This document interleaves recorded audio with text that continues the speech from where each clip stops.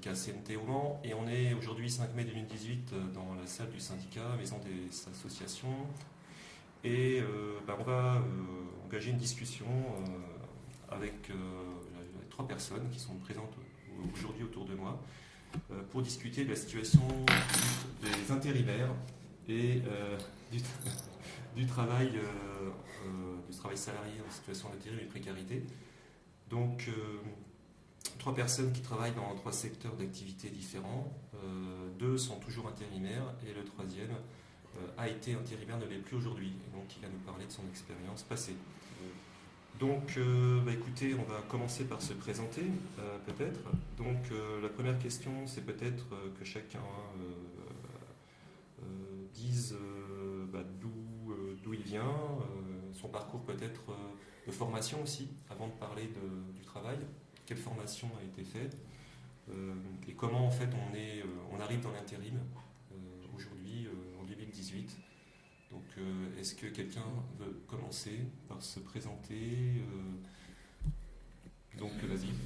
Je m'appelle Flavien, j'ai 28 ans et je suis personnellement issu d'une orientation. J'ai fait d'abord un DUT en développement web avant de me réorienter en métallerie. Et du coup, ça fait à peu près 7 ans que je suis sur le marché du travail, majoritairement en intérim. Vas-y, tu peux continuer. Ouais. Donc Alexandre, 21 ans. Alors moi j'ai commencé par faire un brevet des métiers d'art dans le dessin publicitaire en gros. Et maintenant je fais de l'intérim après avoir fait un service civique dans différents domaines. Et c'est pour financer des projets futurs. Moi c'est Thomas, j'ai aux alentours de 30 ans. Je suis arrivé sur le marché du travail après avoir passé un CAP serrurier métallier à 18 ans, ce qui m'a amené très rapidement dans les agences intérim. Donc voilà. Donc en fait votre première expérience c'est directement l'intérim, vous n'êtes pas passé par d'autres statuts avant, éventuellement CDD ou stagiaire? Bon, en tout Donc, cas, en fait, les formations se sont faites en apprentissage pour ma part. Moi j'ai eu des stages en entreprise très régulièrement dans ma formation et j'ai fait un service civique, donc un volontariat. Ouais, c'est vrai qu'il y a aussi ça. Avant d'arriver en agence intérim, c'est vrai que pendant ce CAP que j'ai fait en formation accélérée, c'est pareil, il y a eu sur 6 mois et demi de formation, il y a eu 3 mois de stage en fait, quoi. Ça a été le premier contact effectivement en entreprise. Donc tous les 3 vous avez été très tôt au fait confrontés au monde du travail et aux employeurs. Et aujourd'hui la question qui me vient, c'est justement par rapport à tout ça, est-ce que vous avez pris conscience tout de suite de l'exploitation que vous pouviez subir, ou c'est quelque chose que vous avez découvert progressivement? Personnellement, du tout. À 18 ans, non, j'ai senti qu'il fallait que je commence à travailler par nécessité et par mon intérêt personnel. Le fait que je sois un peu, exploité, non, c'est pas quelque chose qui me crevait les yeux, quoi. Effectivement, c'est venu après, quoi. À force d'expérience, à force de missions intérimaires, effectivement, on voit beaucoup d'employeurs, on voit beaucoup de chefs aussi, parce que ça compte aussi.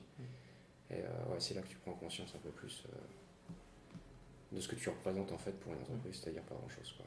Enfin, personnellement. Dans mon expérience, je dois avouer en fait avoir un petit... J'arrête pas de trouver le mot, mais c'est pas grave. J'ai commencé en fait à travailler avant mes formations dans le bâtiment. Et à l'époque, oui, j'ai ressenti vraiment le côté exploitation, le côté lutte des classes assez fortement. Déjà en intérim, où finalement j'ai fait des missions en communication pour aider l'entreprise finalement à préparer des licenciements, en l'occurrence dans le domaine ferroviaire. Donc une mission que je devais bien faire parce qu'il faut bien manger, mais effectivement, je l'ai bien senti par rapport aux gens avec qui j'ai été en contact sur cette mission-là, que finalement, on m'exploitait pour nuire à d'autres travailleurs. Après ça, du coup, c'est les apprentissages, et même si je ne l'ai pas ressenti immédiatement, je me suis rendu compte relativement rapidement aussi que souvent l'apprenti est considéré comme le larbin dans l'entreprise, en fait. Ça, c'est clair. Ouais. C'est à la fois un apprenant et quelqu'un dont on attend de l'autonomie, en fait. Et s'il n'est pas assez autonome, la plupart du temps, il est mis de côté, mis à faire les tâches ingrates, en final. Ouais. Alors après, c'est pas dans toutes les entreprises, et je sais que mon expérience d'intérimaire a changé cette vision-là, mais il reste quand même le petit goût amer d'avoir été considéré comme assez vraiment bas, en fait, pas comme l'apprenant que j'étais, mais comme la personne pas assez mûre pour faire le bon boulot.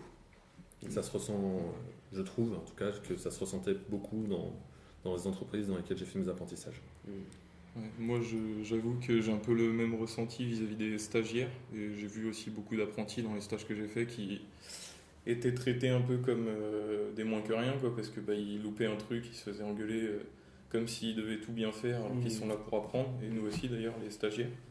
Et souvent, on est relayé vraiment aux tâches ingrates. Alors, pas forcément dès le début, mais si on fait une ou deux conneries, après, ils n'hésitent plus à pas être sympa avec nous, à nous faire des remarques à chaque fois qu'il se passe un tout petit truc. Enfin, on sent vraiment que là, c'est peut-être l'employé qui se prend un peu pour le patron et qui exploite quelqu'un à son tour, quoi. Ouais. Peut-être que c'est une genre de vengeance, on a l'impression, certaines fois en tout cas, Ouais, de que reproduction. les personnes qui arrivent, les maîtres de stage, profitent de la situation pour se lâcher sur quelqu'un, parce que les situations dans les boîtes, on le sent dans ces boîtes-là en tout cas, c'est tendu en général. Donc vous voulez dire qu'il n'y a aucune indulgence envers les apprentis? Non, il y a des boîtes où il y a une indulgence, il y en a un petit peu, mais souvent il y a quand même des moments où les gens se lâchent un peu, ils se disent c'est le stagiaire, donc voilà, des fois c'est pas si grave de se lâcher sur le stagiaire. Après ça, il y a aussi le fait que la plupart des gens dans ces milieux-là sont aussi passés par l'apprentissage. Ils ont vécu des situations dont ils ont été victimes sans s'en rendre compte, et aujourd'hui reproduisent ce qu'ils ont subi parce qu'ils considèrent que c'est normal. Que c'est normal de faire des blagues, ce qu'ils considèrent comme des blagues aux apprentis. Genre humiliante parfois. Voilà, aller chercher le soie à étincelle, ça reste une petite blague tant que ça dure pas 3 heures. Ouais, ça fait plus partie du petit bisutage du début. Voilà, normalement dure pas. Mais des justement, fois, on peut pas on vraiment sent qu'il y a parler de la de bisutage. méchanceté. Par contre, oui, il y a aussi les méchancetés, et peut-être dans certaines entreprises une sensation de peur vis-à-vis de l'apprenant, de ce qui serait capable de faire mieux, et du coup de remplacer les mauvais éléments de la boîte. Ça, je sais que je l'ai vécu personnellement dans une entreprise où un des employés faisait des bourdes aussi grosses que celles que je pouvais faire en tant qu'apprenti. Et cette personne-là m'a jamais fait de cadeau. Il a toujours été le plus acide possible avec moi, et ça n'a jamais vraiment aidé à l'ambiance. Alors que les autres personnels de l'entreprise étaient plutôt bienveillants de leur côté. Alors, là, ce que je découvre aussi avec vous, c'est que finalement, le sentiment d'injustice que vous avez peut-être ressenti à ce moment-là, ça ne vient pas du patron, de l'employeur, ça vient des autres, des collègues, des autres salariés. Oui, tout à fait, oui, totalement. C'est le patron, il est pour rien, parce qu'en général, et là aussi c'est un peu con, on va dire, mais le patron il s'en fout du stagiaire, mais souvent c'est peut-être pas qu'il s'en fout, mais il a autre chose à faire, on va dire. C'est ça l'excuse qui est donnée souvent. Le patron, je sais que dans la plupart des boîtes où je suis allé, moi je l'ai vu 2-3 fois, il m'a dit bonjour, et puis voilà, quoi. Il m'a juste signé ma convention de stage, et puis après, je savais pas plus qui c'était, il savait pas plus que ça ce que je faisais. Je dirais que même dans les petites structures, au final, disons que le patron, on n'est pas toute la journée avec. On le voit le matin, on le voit le soir, de temps en temps quand il a des directives à donner. Mais la plupart du temps, effectivement, c'est les collègues qui sont les premiers au contact avec nous. Ouais, il peut y avoir aussi certains intermédiaires. Moi, j'ai plusieurs mauvaises expériences avec des chefs, quoi. Effectivement, le patron, comme vous le dites, en fait, tu le vois une fois, encore si tu le vois, quoi. Et puis, par contre, des fois, tu as affaire à un chef qui voilà, se fiche que tu as appris ou pas, que tu saches ou pas. Lui, ce qu'il veut, c'est un ouvrier numéro un tel, qui a les mêmes compétences que les autres, voilà, qui sera sanctionné au même titre qu'un autre, qui lui aura 10 ans d'expérience, quoi. J'ai eu un chef, moi, voilà, il fallait que ça tourne tout de suite maintenant, sinon c'était... Même pas de temps d'adaptation non, aux manières de la boîte non, au final. Voilà. Non, oui, moi ça m'est arrivé aussi dans un stage. Je suis arrivé dans la boîte, ça faisait 10 minutes que j'étais sur place. Il m'avait filé tout le matos pour faire le boulot que j'avais à faire, et puis c'était bah t'y vas. Et c'était ma première année de formation, c'est la première fois que je rentrais dans une entreprise pour faire quoi que ce soit, quoi. Donc la première expérience est très mauvaise, quoi. Dans ces moments-là, on n'est pas rassuré par rapport au monde du travail et ce qui va se passer après. Ah, c'est ça, il se fourvoie parce qu'en fait.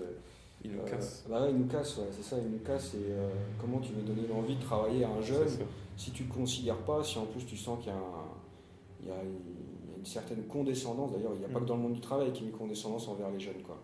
La condescendance, ouais, effectivement, quand tu es jeune, tu la vis comme une injustice. Et, si on ne te considère pas, comment tu veux considérer aussi le travail que tu fais et le monde du travail comme tel, quoi. Je dirais même qu'il y a, il y a deux points, parce que le premier, c'est qu'en effet, on se fait rabrouer et déconsidérer la plupart du temps, mais on nous enjoint à penser que c'est normal, que c'est notre place. Et que c'est notre faute, et du coup, qu'on doit tout faire pour accepter ça et faire avec. Alors qu'en réalité, et là aussi je l'ai vécu de très près, un apprenant avec qui on est bienveillant et de qui on accepte les fautes en lui expliquant correctement est un meilleur apprenant et deviendra un meilleur élément. Je sais que dans mon expérience, je n'ai pas été maître d'apprentissage moi-même, mais j'ai été proche d'un apprenti que j'ai vraiment essayé d'aider là où le patron et son maître d'apprentissage étaient assez virulents avec lui. J'ai essayé d'être plus proche et plus pédagogue avec lui et l'avoir revu après son passage de diplôme qu'il a eu, venir me remercier car il considère que sans moi, il n'aurait sans doute pas eu son CAP. Et ça prouve bien que alors que j'étais pas son maître d'apprentissage, il considère que je lui ai plus apporté par ma bienveillance que ceux qui étaient responsables de son apprentissage. Ouais, c'est ça, des fois c'est pas le maître de stage, mais c'est quelqu'un de l'entreprise qui va venir vers toi et qui va te remotiver parce qu'il va te dire laisse-le tomber, lui c'est pas grave, écoute, fais de ton mieux, de toute façon, finis ton stage et voilà quoi. Mais il y a des gens, qui des fois vont venir prêter main forte, on va dire, aux stagiaires, ceux qui comprennent un peu mieux, mais c'est jamais les maîtres de stage en général. C'est rarement ces personnes-là. Mais qui sont mis en ça n'empêche pas qu'il y a de très bons maîtres de stage quand même. Oui, je sais que ma première expérience, justement, c'était mon patron qui était mon maître de stage, enfin d'apprentissage. Ça s'est vraiment très bien passé avec lui. Il avait beau avoir ses humeurs et ça passait, il savait présenter ses excuses quand il avait été trop injuste avec la pression et remettre les choses dans le bon ordre. Mais c'est vrai que de l'expérience que j'ai eue en apprentissage puis en intérim, c'est l'exception au final. Les bonnes personnes sont l'exception. Vous savez que les entreprises qui accueillent des apprentis touchent de l'argent pour ça. Elles touchent de l'argent, et pas qu'un peu, il y a des aides de l'État, des aides des régions, beaucoup. Les chambres consulaires qui leur fournissent en fait des apprentis pour pas grand-chose, même rien des fois. Et les maîtres de stage en tant que personne touchent aussi de l'argent. Donc on peut dire que vous écoutez, il y a quand même un certain laxisme, c'est-à-dire qu'il n'y a pas de contrôle. On voit qu'il y a des gens qui se touchent de l'argent, qui ne font pas leur boulot, qui vous apprennent rien, pas grand-chose, et qui en plus vous maltraitent. Donc par rapport à cette situation, peut-être une autre source d'injustice, c'est que vous étiez peut-être seul, où il n'y avait pas de possibilité d'agir contre ça, ou personne pour vous écouter. Des fois aussi, moi je sais qu'en tant que stagiaire j'étais très jeune, donc le premier stage j'avais 16 ans et il y a eu énormément de gens dans ma classe qui ont très très mal vécu leur premier stage, mais c'est pas forcément qu'on est seul et qu'il n'y a aucune solution pour s'en sortir, c'est qu'on a peur quoi. On a peur vis-à-vis des profs d'arriver et de leur dire le stage ça va pas du tout, je vais en changer, et qui nous disent non mais c'est peut-être toi qui va pas bien. On a peur que le patron il nous engueule parce qu'on dit que ça se passe mal dans la boîte et qu'ils nous disent que c'est notre faute aussi. On se sent un peu coupable en fait de vouloir être bien dans l'entreprise.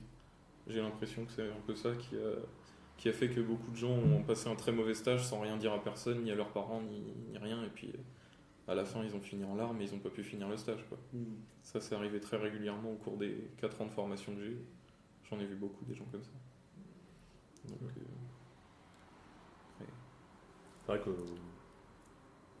sans aller jusqu'à parler de... Non, j'arrive pas à trouver mes mots déjà. Quand on est apprenti, on nous pousse à donner le meilleur de nous-mêmes. En fait, on essaie souvent de nous considérer plus comme des employés réels que comme des apprentis, pour nous mettre directement dans le bain. Mais d'un autre côté, effectivement, on enlève un peu le côté humain et social de cette chose-là et les difficultés. Souvent, il faut passer outre. En tout cas, dans le bâtiment, faut être fort, faut être un roc, faut supporter les brimades. Sinon, on n'est pas assez, on n'est pas comme il faudrait. et puis tu te fais écraser si tu supportes pas tout. Limite, c'est une honte d'en parler. C'est vrai que ça, c'est quelque chose que j'ai bien ressenti. Et le souci, c'est que c'est vraiment un problème global, à la limite du sociétal, parce que même les autres apprentis avaient une tendance à reproduire, dans le cadre du CFA, ce genre de comportement. C'est-à-dire, tu n'y arrives pas, tu es obligé de demander de l'aide. Ouais, mais normalement, tu devrais pouvoir faire ça. Mais ça, c'est facile à faire. Il y en a un qui y arrive, il va essayer de te faire comprendre que si tu n'y arrives pas, tu es moins bon que lui. Il y a ce côté compétition qui entre en jeu aussi au niveau de l'apprentissage plutôt que solidaire. Là où, je sais qu'en CAP, ça a été le cas. En BP, il y avait plus de solidarité. On était beaucoup moins nombreux dans la promotion. Et on s'est retrouvés à se serrer plus les coudes et s'entraider. Même si tous n'étaient pas sur cette longueur d'onde-là, notamment ceux qui n'avaient pas envie de finir leur truc, qui s'en foutaient. Ceux qui étaient vraiment dedans avaient plutôt une tendance à être solidaires. Plus le groupe est restreint et mûr, en fait, plus la solidarité est grande. Il y a la maturité aussi qui entre en compte, je pense.